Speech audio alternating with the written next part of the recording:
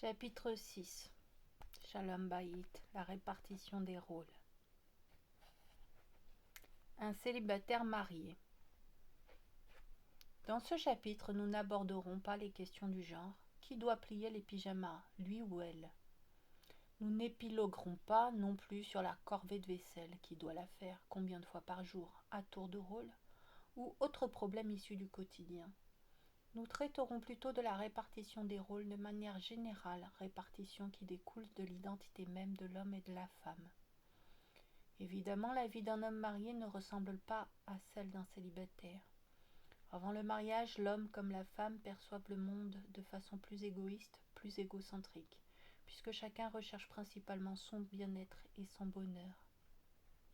Après le mariage, il n'est pas envisageable de demeurer avec cette même disposition d'esprit. Qui souhaite rencontrer le bonheur dans son couple sur le long terme devra quitter sa bulle narcissique et apprendre à donner sans faire de calculs mesquins. Nous l'avons expliqué, le secret de l'amour réside dans le don permanent. Dès l'instant où l'un des conjoints commence à penser à sa petite personne, à son petit confort et à reléguer les besoins de son partenaire au second plan, l'amour faiblit et la félicité aussi.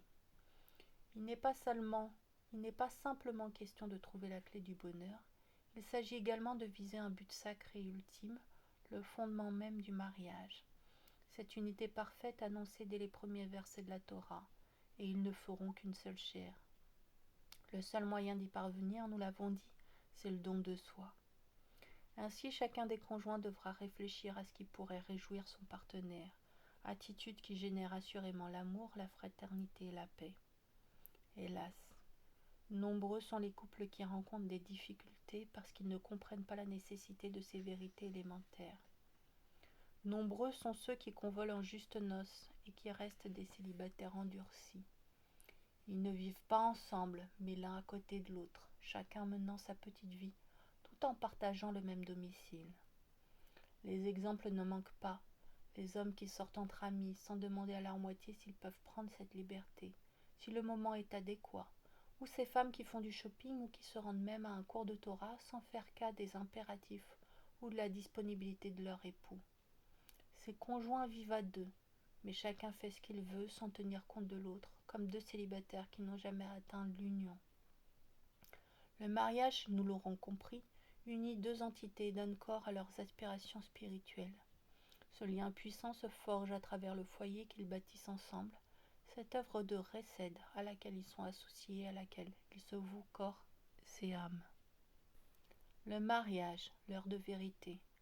Ce n'est qu'une fois mariés que l'homme comme la femme jettent leur masque et révèlent leur nature véritable. Avant le mariage, le célibataire agit principalement par intérêt, par souci du qu'en dira-t-on ou pour jouir d'une bonne réputation. Après le mariage, c'est l'heure de vérité. Les conjoints sont mis à l'épreuve dans l'intimité de leur quotidien. Sauront-ils manifester autant de patience à l'intérieur du foyer avec leurs proches qu'à l'extérieur avec leurs amis ou collègues de bureau? À la naissance d'un enfant, on souhaite aux parents que vous méritiez de l'élever dans la Torah, les mitzvot, la roupa et les bonnes actions. La question est évidente. La Torah, on commence à l'étudier à partir des 5 ans. Les commandements deviennent absolument obligatoires à 13 ou 12 ans, à la majorité religieuse. Le mariage, ce n'est pas avant 18 ans, mais le Hesed. Pourquoi le placer après la roupa? Nos enfants y sont instruits pourtant dès leur plus jeune âge. Avant le mariage, la bienfaisance est limitée dans le temps. Le célibataire généreux vaque à ses occupations charitables avec plaisir, lorsque l'envie lui vient, et souvent il est applaudi pour ce qu'il entreprend. Il accomplit une sorte de volontariat qu'il peut à tout instant abandonner. Cependant, après le mariage, la bonté devient obligatoire, permanente et indispensable. Il n'y a plus aucune dispense ni aucun moyen d'y échapper, qu'on le veuille ou non, pour qui veut atteindre l'union et le bonheur véritable. C'est un joug qu'il faut supporter, et ce joug-là, c'est l'heure de vérité pour chacun de nous. En outre, la responsabilité des conjoints est spécifiquement stipulée par la halacha. Les devoirs de l'homme envers son épouse sont au nombre de 10, et ceux de la femme envers son mari, 7. Après le mariage, il n'est plus question de volontariat, mais d'obligation mutuelle, cela s'entend. Dans ce cas, pourquoi ne pas les transformer en pur récède, en don permanent et constructif? Le don véritable. Le don est-il le même pour tous? Par exemple, quelqu'un décide d'ouvrir une épicerie dans un quartier qui en est dépourvu. Les gens se félicitent de pouvoir enfin bénéficier d'un commerce de proximité pour les achats de première nécessité. Il s'agit bien d'un acte de récède, mais il n'est guère parfait. Vous l'aurez compris, puisque l'intention première de notre commerçant est de gagner de l'argent. Ses motivations sont purement égoïstes. Autre exemple. Un homme croise un mendiant qui lui tend la main. Ils ne se connaissent pas, mais notre badaud place une pièce dans la paume de l'indigent qui à son tour le couvre de bénédictions. Il s'agit encore d'un acte de récède mêlé de quelques satisfactions égoïstes. En effet, la vision de ce misérable recroquevillé sur le trottoir est insupportable pour notre bienfaiteur que les scrupules taraudent. Aussi c'est plutôt pour taire sa conscience qu'il fait l'aumône, et de plus, il est généreusement remercié. Voici un autre niveau de récède. Un individu qui donne la charité en catimini sans que personne ne le sache, finit par acquérir avec le temps une réputation d'homme charitable. Son comportement est certes plus méritoire encore, cependant dans ce cas également, notre bienfaiteur y trouve son intérêt, puisqu'il retire une certaine satisfaction de ce que les gens le prennent pour un homme de vertu. Le geste est noble, mais il ne relève pas de ce que nos sages appellent Resed Shelemet, le don véritable et absolument désintéressé. Quel est donc ce Resed? Celui que l'on fait à un défunt qui ne peut le rendre, évidemment. En outre, personne n'a jamais cueilli des lauriers en inhumant des morts. C'est ce bienfait-là que nos sages considèrent comme le niveau le plus élevé du don. L'homme peut aussi atteindre ce haut niveau s'il est capable, par exemple, de donner à un importun, à une personne qui ne cesse de l'ennuyer ou de lui causer du tort. S'il persiste à soutenir cet ingrat qui a la fâcheuse habitude de rendre le mal pour le bien, sans faire cas de sa conduite déplorable, il aura accompli sans l'ombre d'un doute un recette chez les maîtres. Mais il n'est pas nécessaire d'enterrer des morts à longueur de temps ou de supporter des fâcheux pour atteindre ce niveau de bonté. En effet, la vraie générosité peut également avoir pour cadre notre propre foyer. Dans le mariage, il nous faut accorder la priorité à nos obligations maritales, puisqu'elles ont la préséance sur toutes les autres. Ce principe est fondamental. Certes, le recède envers tout individu est une grande mitzvah, mais en général, si l'on cesse ou si l'on réduit les bienfaits que l'on rend aux autres, cela ne prête pas à conséquence. On trouvera toujours quelqu'un pour nous remplacer. En revanche, les conjoints ne peuvent absolument pas se soustraire à leurs obligations mutuelles. Celles-ci ne peuvent être honorées par un tiers, comme le souligne la Torah dans Shemot 21:10. L'homme ne devra point la frustrer de sa nourriture ni de son habillement. Lui seul peut satisfaire les besoins de son épouse. Narmanide explique, quant à lui, qu'il n'est pas question seulement de nourriture ou de vêtements, comme l'affirment Rashi et d'autres commentateurs, mais de la satisfaction de ses besoins affectifs et psychiques que seul le mari peut combler, puisque son épouse espère trouver en lui un soutien moral continu. Sans cela, la femme se sent faible, désemparée, se voit dépouillée de toute sa vitalité. Certes, la conduite d'un foyer est très prenante et exige des époux des sacrifices permanents. Leur capacité à donner est constamment sollicitée, bien plus qu'à l'extérieur de la maison, en société ou au travail. C'est donc justement à l'intérieur du foyer, plus que partout ailleurs, que l'homme trouve l'occasion de se parfaire véritablement. Ainsi, le foyer devient une sorte de centre de formation en recède, formation que les époux doivent suivre continuellement, 24 heures sur 24, dans tous les domaines de leur existence, tant matérielle que spirituelle. Le mariage offre de nombreuses possibilités de développement, mais présente aussi d'innombrables défis à relever et des écueils à éviter. S'ils n'y sont pas correctement préparés, les époux risquent de faillir à leurs devoirs et leur union d'échouer. Pas de faux fuyants. D'aucuns sont capables d'offrir de grands sourires à leurs amis, leurs connaissances, et de se conduire avec humilité et affabilité au travail ou sur leur lieu d'étude. Cependant, cela ne veut absolument rien dire, puisque, comme dit, les masques tombent au sein même du foyer. Là, Entre nos quatre murs, c'est la personnalité véritable qui se dévoile. S'il y a contradiction entre le dedans et le dehors, alors on sait que les vertus déployées à l'extérieur ne sont que feintes, et qu'elles sont encouragées par un excès de fierté ou d'orgueil. Rav Eliaou Lopian se félicitait d'avoir su corriger son caractère, puisqu'il ne nourrissait aucune rancune. Cependant, après réflexion, il déclara qu'il n'en avait guère la certitude, parce qu'en vérité il n'avait jamais eu l'occasion de tenir rigueur à qui que ce fût, tout le monde lui vouant le plus grand respect. Aussi avait-il l'habitude d'ajouter, si je devais être mis à l'épreuve, il est possible que j'en garde du ressentiment. Pour appuyer ses propos, il compara sa situation à celle d'un malfaiteur qui n'avait rien trouvé à voler. Pouvait-on conclure de là que ce brigand ne convoitait plus le bien d'autrui ? Ainsi, c'est bien à l'intérieur de son foyer que l'homme peut véritablement prendre la mesure de ses vertus. Étant maître chez lui, ne serait-il pas tenté de distribuer des ordres et de fulminer contre le premier qui se hasarderait à lui désobéir ? Dans le livre de Bamidbar 1.4, il est écrit « Vous vous adjoindrez un homme par tribu, un homme qui soit chef de sa famille paternelle. » Le Kliyakar explique ce verset comme suit. Certains individus sont tenus pour des hommes de grande valeur. Les gens les prennent pour des personnes intelligentes et entreprenantes, alors que ceux qui leur sont proches savent pertinemment que ces vertus dont on fait l'éloge ne résident que dans leur éloquence, que leur sagesse est superficielle et qu'à l'intérieur, ils sont vides. En outre, le verset atteste que chaque chef de tribu désigné par Dieu par l'intermédiaire de Moshe était un homme par tribu, c'est-à-dire qu'il était certes important et méritant aux yeux de sa propre tribu, mais aussi aux yeux de ses proches, un homme, chef de sa famille. Fin de citation. Rav Yonatan Eiberitz, dans son Yarot Dvar, explique que c'est la raison pour laquelle Rabbi Elazar ben Azaria, à qui on avait proposé de présider le Sanhédrin, répondit, dans Brachot 27b, « J'irai me faire nommer par les gens de ma maison, par ceux qui sont véritablement capables de juger de mes capacités à occuper ce poste prestigieux. » Il entendait donc s'en tenir à l'avis de ses proches, dont l'opinion lui importait davantage que celle des gens qui n'avaient qu'une connaissance superficielle et partielle de sa personne.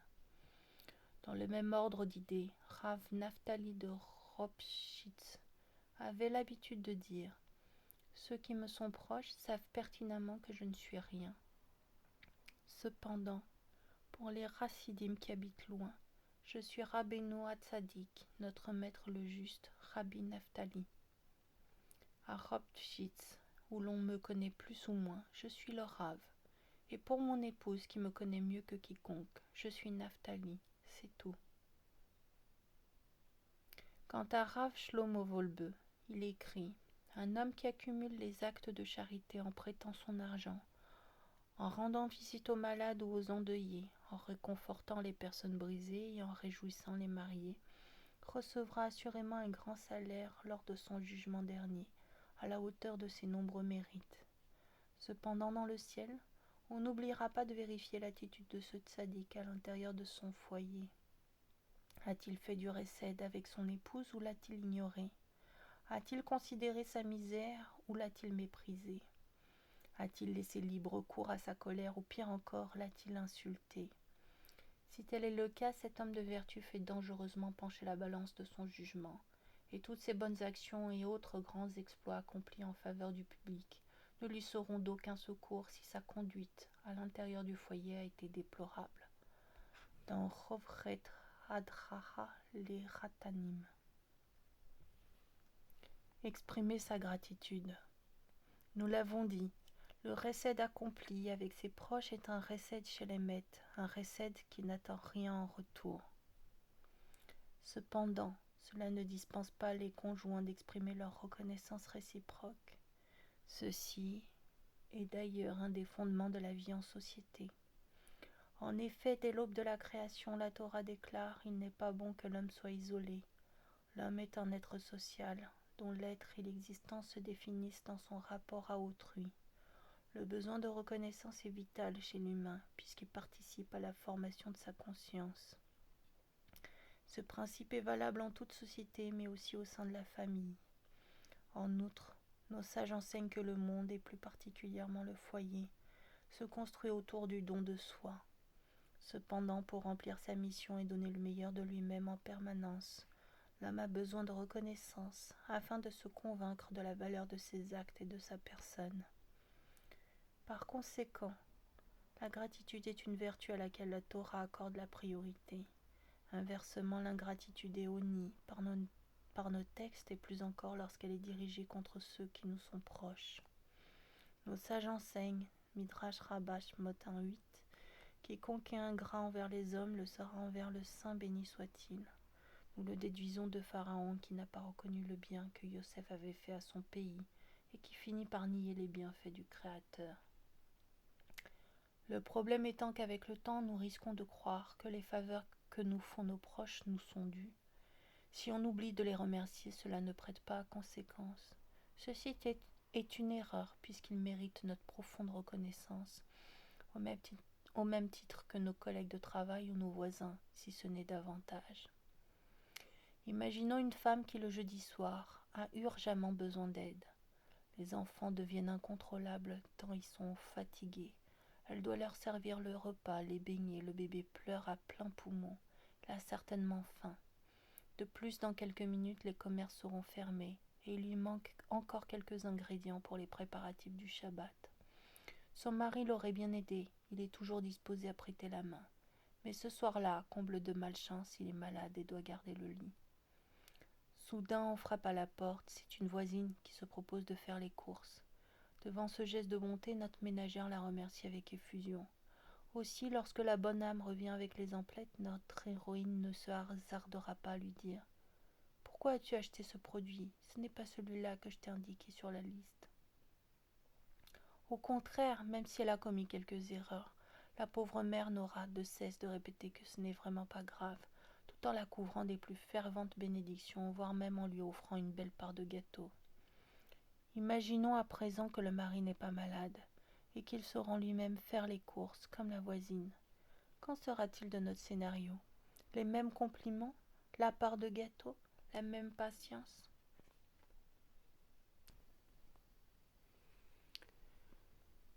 Le rôle de chacun. Dès les premiers chapitres du livre de Bereshit 2:23, nous découvrons les rôles que Dieu a attribués à l'homme et à la femme. Après avoir séparé Ève d'Adam, celui-ci s'exclame « Celle-ci sera nommée Isha parce qu'elle a été prise de Ish ». La femme ayant été prise de l'homme, elle est associée à la mission que Dieu a confiée à ce dernier. Nous l'avons dit, Ish, Aleph Yod Shin, signifie Ish qui contient la lettre Aleph. Donc Ish, Yod, Shin. En d'autres termes, hommes et femmes ont été dotés d'une parcelle de divin. Leur essence, leur être même est spirituel. Plus encore, donc là on parle du Aleph, plus encore le Aleph a pour valeur numérique 1, ce qui fait allusion au Dieu unique. Au niveau de sa forme, la lettre Aleph est formée de 2 Yud et d'un Vav qui constitue sa barre transversale, ce qui lui donne la valeur numérique 26 qui correspond au tétragramme. En outre, le rôle de l'homme sur Terre est de donner corps à son essence spirituelle à travers son action matérielle. Quant à la femme, elle a pour fonction première d'aider son mari à remplir cette mission. C'est là son premier rôle qui exige d'elle de diriger son foyer et d'organiser sa maison, afin de permettre à ses enfants et à son conjoint de réaliser leur potentiel spirituel dans des conditions optimales. Plus encore, Ish, Aleph Yod Shin, contient la lettre Yod, qui symbolise la sphère spirituelle l'au-delà, tandis que chez la femme, Isha, Aleph Shin et, cette lettre est manquante pour être remplacée par le E, donc le Yud est manquant et est remplacé par le E, qui se réfère au monde d'en bas, comme le précise le verset Bereshit 2:4. Donc j'ai pas les voyelles, je vais aller le chercher.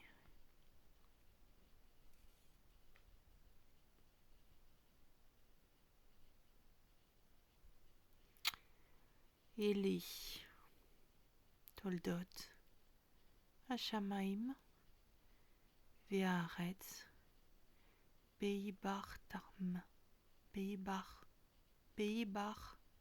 Am. Telles sont les origines du ciel et de la terre lorsqu'ils furent créés. Et Rachid expliquait Pays par Ham lorsqu'ils furent créés, parce que ce bas monde fut créé avec le et, la lettre qui apparaît dans le verbe que nous venons de citer. Littéralement, il les a créés avec le et. Ajoutons que le foyer juif est qualifié de baït, maison. Or, ce terme commence par la lettre bet, qui relie le monde d'en haut à celui d'en bas, comme l'indique sa forme d'ailleurs. La base symbolise notre univers terrestre, tandis que le sommet, les sphères supérieures. Enfin, la ligne verticale représente ce qui relie ces deux mondes. C'est ainsi que se définit la mission de chacun des conjoints au sein du foyer, les mondes supérieurs et les mondes inférieurs avec un pont pour faire le lien. En outre, le rôle de l'homme est d'y faire pénétrer les choses de l'au-delà, le olam haba, et celui de la femme de se soucier des choses d'ici-bas, le olam hazé. Ensemble, ils unissent ces deux univers. Cette répartition des rôles génère entente et harmonie, puisqu'elle permet de construire le couple sur des bases solides et sûres, des valeurs spirituelles saines et une assise matérielle stable. Ainsi, le maître de toute chose a doté la femme de capacités particulières et spécifiques qui lui donnent la possibilité de remplir sa mission et d'œuvrer dans le olam hazé. C'est elle qui prend naturellement la charge du foyer et de l'éducation. C'est elle qui a le souci de satisfaire les besoins de chacun des membres de sa famille. C'est aussi dans ce domaine-là qu'elle trouve son bonheur, puisque c'est là sa fonction principale, ce que le mari se doit d'apprécier. En général, c'est également la femme qui s'inquiète de l'apparence de son domicile et qui ressent la nécessité de changer son mobilier, de faire des travaux, ce que le mari considère comme superflu, mais qui pour la maîtresse de maison est absolument indispensable. Ce besoin de changement est principalement motivé par l'amour du renouveau qui se manifeste aussi dans ses préoccupations domestiques ou vestimentaires, au mari de les reconnaître et de l'accepter. Nos sages comparent la femme à la lune qui se renouvelle tous les mois et qui reçoit sa lumière, sa vitalité, son énergie, du soleil, son mari, censé répondre à tous ses besoins. Les femmes d'aujourd'hui pensent peut-être qu'au contraire, les rôles de l'homme et de la femme sont interchangeables, et que s'il faut faire cette comparaison, elles sont plutôt le soleil de leur conjoint. Sans elles, rien ne pourrait avancer.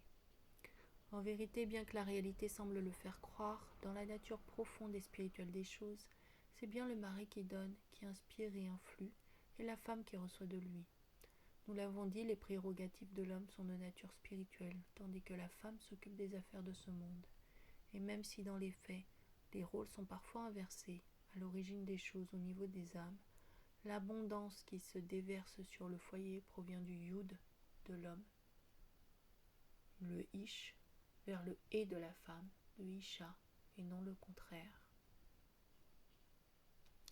À l'aide. Cela n'empêche pas évidemment chaque conjoint d'apporter sa contribution au domaine de l'autre.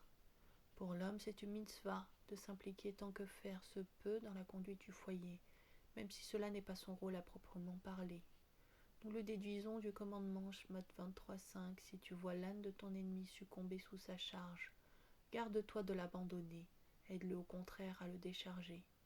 Si déjà nous devons porter secours à l'âne de notre ennemi, à plus forte raison devons-nous soutenir la monture de notre ami ou les membres de notre foyer. Pardonnez la comparaison. D'autant que la Torah nous interdit explicitement d'abandonner nos proches. Bien au contraire, elle rappelle à chacun l'importance de partager ton pain avec la famille, de recueillir dans ta maison des malheureux sans asile. Quand tu vois un homme nu, de le couvrir, de ne jamais te dérober à ceux qui sont ta propre chair. Isaïe 58.7. Tout au long des âges, les maîtres du judaïsme n'ont eu de cesse de répéter cette vérité, puisque les êtres humains sont le plus souvent portés à aider leurs voisins ou de parfaits étrangers, plutôt que de secourir leurs proches dans leurs tâches quotidiennes, comme le montrent les anecdotes suivantes. Un jour, alors qu'elle se remettait d'une longue maladie, la femme de Rav Shmuel Misalant étendit son linge. Son mari accourut pour l'aider, mais la rabbinite refusa fermement. Elle ne voulait pas voir le vénéré Rav de Jérusalem s'atteler à cette corvée domestique. Elle affirma que cela portait le préjudice au respect qui lui était dû à sa Torah. Cependant, le maître insista lourdement et lui expliqua qu'à défaut de lui offrir une aide ménagère, ce qui était au-dessus de ses maigres moyens, il tenait à lui faire ce recède élémentaire. Rav Israël Salanter demanda un jour à Rav Naftali de Amsterdam, un de ses proches disciples qui venait de se marier. Rav Naftali, dites-moi, accomplissez-vous la mitzvah de Gmilut Rasadim, la bienfaisance? Maître, répondit-il, je n'ai pas d'argent à donner à la charité. Non, je ne parlais pas de cette mitzvah-là. Je voulais vous demander si vous faisiez du recette chez vous à la maison avec votre femme. Sachez que vous n'avez pas épousé une servante. Votre épouse est comme vous-même et vous avez l'obligation de l'aider dans ses tâches. Quant à Rav Moshe Feinstein, il offrait volontiers son soutien à sa femme. Souvent elle refusait opiniâtrement puisqu'elle ne voulait pas que son illustre mari s'occupe des affaires de ce monde et de la conduite de son foyer. Mais à leur arrivée en Amérique, elle dut surmonter maintes difficultés, et notamment le barrage de la langue. Rav Moshe Feinstein, qui était un érudit éminent, se mit à l'accompagner chez l'épicier ou au marché. À ses yeux, il n'y avait rien de déshonorant pour sa Torah. Un jour, alors qu'il était déjà âgé, on le vit dans sa cuisine en train de faire la vaisselle, et il l'expliqua simplement. La rabbine était souffrante et je sais combien elle déteste voir les assiettes s'accumuler dans l'évier. L'emploi du temps de ces grands maîtres du judaïsme était surchargé, car ils étaient constamment occupés à des affaires de la plus haute importance, concernant la direction du peuple ou leurs études. Cependant, cela ne les empêchait pas de donner un coup de main à leurs épouses en cas de besoin, et en toute simplicité. Échange de rôles. Cependant, il n'est pas question d'échanger les rôles. L'aide que l'on peut apporter n'est qu'un soutien, une assistance. Le mari ne doit pas prendre pour autant les responsabilités de son épouse et inversement. Car l'entente conjugale ne réside que dans un foyer où chacun connaît et reconnaît la fonction qui lui a été assignée par la volonté du Créateur, tout en respectant celle de son conjoint. C'est ce que nous déclarons à la fin du Shmoné Esrei ou du Kaddish, Oseh Shalom Imamav. Celui qui fait la paix dans les cieux nous accordera la paix en bas ainsi que sur tout Israël, et nous dirons Amen. Dieu installe la paix dans les cieux formés à la fois de feu et d'eau qui par nature ne peuvent subsister ensemble. Chacun de ces éléments trouve sa place et n'empiète pas sur le territoire de son voisin, ce qui génère cette création harmonieuse que l'on appelle ciel. Aussi demandons-nous à Dieu de faire également régner la paix en bas, parmi nous, la paix entre le corps et l'âme, entre l'homme et la femme, l'homme et sa femme, entre les peuples. Et comment l'obtenir? Lorsque chacun connaît et accomplit le rôle qui lui est imparti, dans le respect mutuel, c'est cela la paix véritable. Nous prions aussi pour que Dieu impose la paix sur tout Israël, que chaque communauté respecte et tolère les traditions et les différences de chacun. Et quand la paix résidera entre nos communautés, les nations proclameront Amen, tout en reconnaissant l'élection de notre peuple. Ceci nous amènera à la délivrance ultime, prochainement et de nos jours. Amen. Il n'est pas de sot métier. Les femmes ignorent souvent combien les tâches qu'elles effectuent à l'intérieur de leur foyer sont importantes aux yeux de Dieu. La cuisine, le ménage, le rangement, la lessive, les soins apportés aux nourrissons. En vérité, ce qu'elles font pour leurs maris, leurs enfants, lors du Shabbat ou des fêtes, chaque repas, matin, midi et soir, tout ce qu'elles accomplissent en faveur de leur maisonnée, tout, absolument tout sera généreusement récompensé. On se le dise, dès l'instant où elle encourage son mari ou ses enfants à travers son action à se vouer à l'étude et à la spiritualité, elle participe à l'avènement même de la création. De son côté, c'est au mari de donner à son foyer la touche de spiritualité. C'est à lui de trancher les questions importantes et d'indiquer la direction.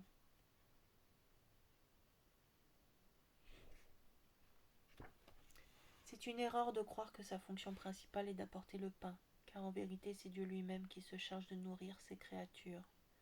L'homme n'est qu'un conduit à travers lequel l'abondance se déverse sur sa famille. Or, nous l'avons dit, c'est principalement par le mérite de la femme que la bénédiction repose sur le foyer.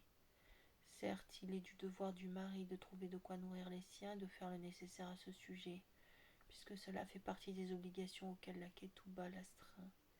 Mais en vérité, sa fonction principale est de conduire ses proches vers l'épanouissement spirituel et de leur insuffler le désir de s'élever.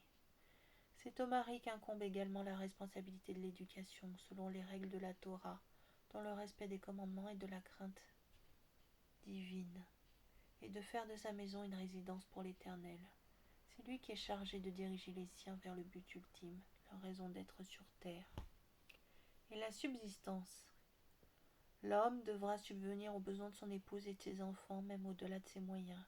Et il ne devra pas se montrer trop pointilleux sur les dépenses de son foyer, comme l'enseignent les maîtres du Talmud, Roulin 84b. Rabbi Aviva expliquait le verset Psaume 112,5. Il est bon pour les hommes, il est généreux, consent des prêts et règle ses affaires avec équité. L'homme devra toujours manger et boire en deçà de ses possibilités, se vêtir à la hauteur de ses moyens, et honorer son épouse et ses enfants au-delà de ses possibilités, parce qu'ils dépendent de lui et lui dépend de celui qui a créé le monde par la parole. Évidemment, cela devra se faire dans la bonne mesure, et il n'est pas question d'accumuler les emprunts ou les paiements échelonnés pour respecter cet enseignement de nos sages. Telle n'est pas l'intention de nos maîtres. Cependant, l'homme devra faire un petit effort pour répondre aux besoins de son épouse et de ses enfants. Aussi, lorsqu'elle le reconnaît, la femme devient moins exigeante en général, puisqu'elle se sent rassurée, ce qui est parfait.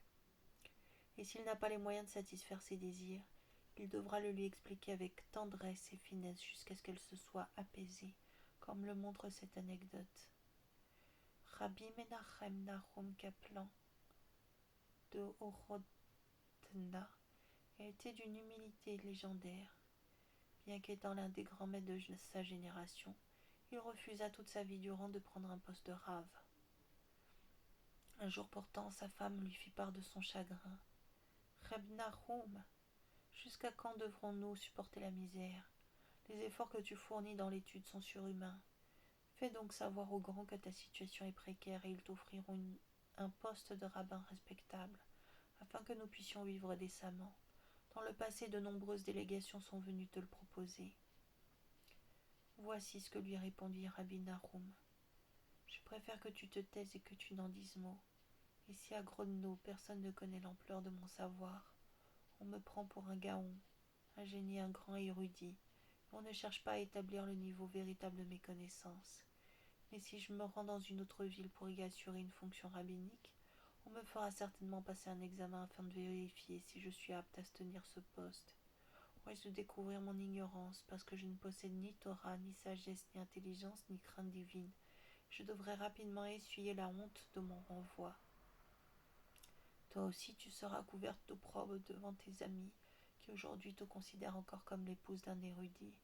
En fin de compte, je perdrai également mes maigres revenus d'ici, car je ne parviendrai pas même à servir de bedeau dans une autre ville. Moi qui suis si malchanceux, je perdrai des deux côtés. Il n'en fallut pas davantage pour convaincre la pauvre femme qui cessa aussitôt d'importuner son mari avec ses ambitions carriéristes. Comme dit, l'homme doit aussi et surtout se soucier de l'évolution spirituelle de ses proches. Ainsi, au besoin, il devra leur apprendre à se satisfaire de choses simples ou de peu, à aimer l'humilité et la simplicité, à s'attacher à toutes les vertus louées par le judaïsme, et plus particulièrement à la crainte de Dieu. La bonne éducation. Nous l'avons dit, l'homme donne la touche spirituelle à son foyer. Aussi, lorsque le couple rencontre des difficultés en matière d'éducation, la responsabilité incombe au père. Il ne peut se reposer entièrement sur son épouse et il doit également s'impliquer dans ces questions-là.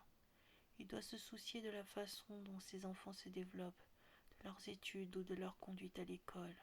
Il peut par exemple soulever indirectement le problème autour de la table de Shabbat, alors que la famille est réunie, afin de faire passer gentiment son message à travers une histoire, une anecdote ou une explication d'un des textes de la Torah.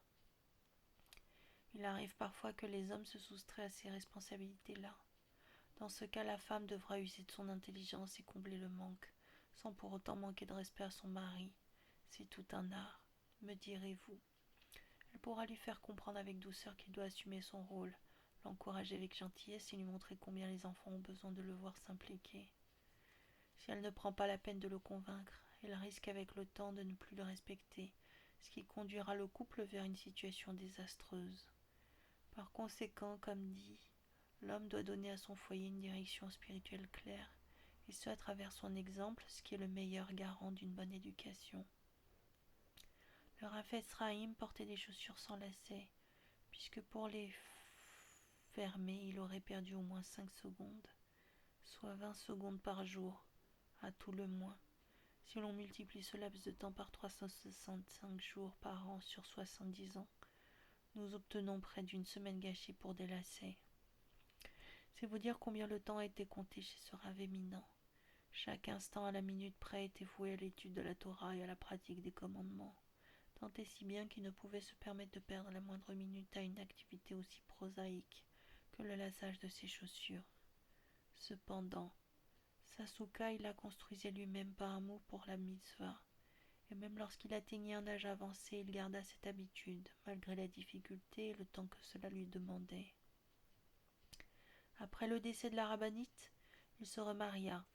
La même année, comme de coutume, le Rav entreprit de monter Sasuka à grand-peine, vu son âge.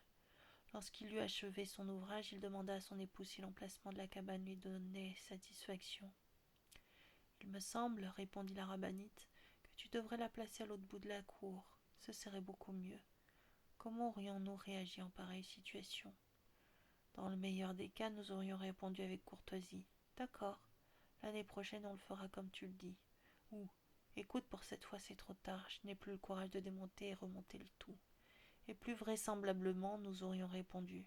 Cela fait déjà 50 ans que je construis la souka à cet endroit, et je sais parfaitement quel est le meilleur emplacement. Cependant, notre maître, le Rav Ephraim, de Dimoué entreprit aussitôt de démonter sa souka pour la reconstruire entièrement à l'autre bout du jardin, lui qui n'avait pas le temps de lasser ses chaussures. Une fois la souka remontée avec beaucoup d'efforts, sa femme y entra et annonça « Ah non, tu avais raison, le premier emplacement était meilleur. » Qui ne serait pas tenté dans cette situation de dire le plus naturellement du monde « Je te l'avais bien dit ». Mais le Rav Ephraim préféra garder le silence et se mit à l'ouvrage avec patience, sans émettre la moindre remarque. Quel exemple merveilleux pour ses enfants, lui qui connaissait précisément ses priorités. La foi, clé du bonheur. Évidemment, les difficultés financières sont un défi lancé à la paix des ménages. Or nous, juifs, sommes convaincus que la subsistance provient uniquement de celui qui a créé le monde. Et en cela nous devons avoir une foi parfaite, comme nous l'enseignent nos sages dans le traité Beitza 15b. La subsistance de l'homme est fixée de Rosh Hashanah à Yom Kippour, en dehors des dépenses de Shabbat, des fêtes et des études en Torah des garçons. S'il dépense moins que prévu, on lui en retire, et si ses frais sont plus importants, on lui ajoute. Aussi le Midrash Tanhuma Tazria 6 rapporte l'histoire d'un Cohen qui avait le plus grand mal à joindre les deux bouts. Un jour, il décida de se rendre à l'étranger, espérant y faire fortune. Il fit donc part de ses projets à sa femme et lui annonça également qu'il souhaitait lui apprendre comment reconnaître les taches de tsarat qui apparaissaient à l'époque sur le corps en cas de transgression particulière. En effet, jusque-là étant Cohen, les gens venaient le consulter à ce sujet. Il proposa donc à son épouse de le remplacer durant son absence. La femme accepta. Le Cohen lui expliqua alors que Dieu avait doté chaque poil d'un bulbe censé le nourrir, et qu'il n'y avait pas deux poils qui partagent le même bulbe. S'il perdait sa couleur, c'était un signe que sa source de subsistance s'était tarie. À ces mots, sa femme s'exclama. Que tes oreilles entendent ce que prononce ta bouche. Tu viens de dire toi-même que Dieu a pourvu chaque poil d'un bulbe qui le nourrit. Et toi qui es un être de chair et de sang et qui as la charge de subvenir aux besoins de ta famille, Hachem ne va-t-il pas créer une source dont tu pourras tirer ta subsistance ? Le Cohen comprit la leçon et renonça à ses projets de voyage. Ainsi nous l'aurons compris, la foi est la pierre angulaire du foyer. Pourquoi alourdir l'atmosphère de la maison si l'argent vient à manquer ? Il ne fait pas le bonheur comme l'affirme le dicton. Ce qui y contribue, ce sont plutôt la bénédiction divine et la paix. Ajoutons cette remarque. Si le mari doit se rendre à l'étranger pour les besoins de sa subsistance, il ne le fera jamais sans le consentement préalable de sa moitié, ce qui est l'une des clauses de la Ketouba. Évidemment, la maîtresse de maison devra faire preuve de mesure et de retenue dans les dépenses de son ménage et ses exigences. Si le mari n'a pas les moyens de satisfaire ses revendications, cela risque de mettre le couple en péril, puisqu'il pourrait alors ployer sous sa charge.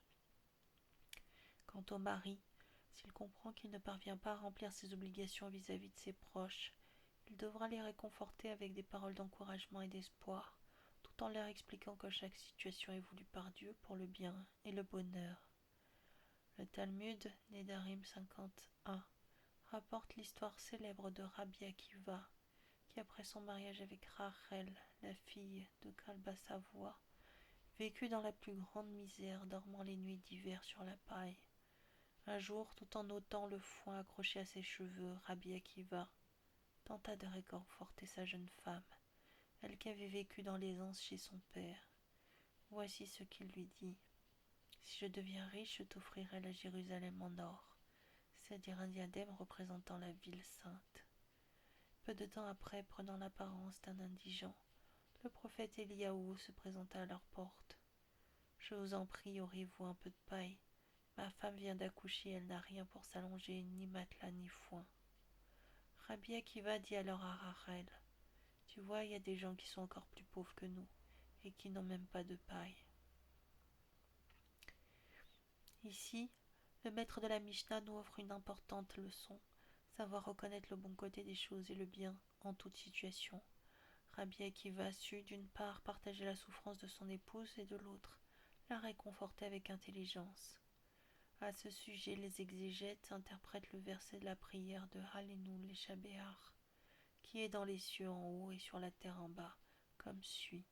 Pour les choses du ciel, c'est-à-dire la spiritualité, l'homme doit voir ce qui est au-dessus de lui, ce qui le dépasse, et ne pas se contenter du peu de Torah ou du peu de mitzvot qu'il possède. Cependant, pour ce qui est du monde matériel, il faut regarder en bas, ceux qui sont moins bien lotis que nous, et apprendre à se satisfaire de peu.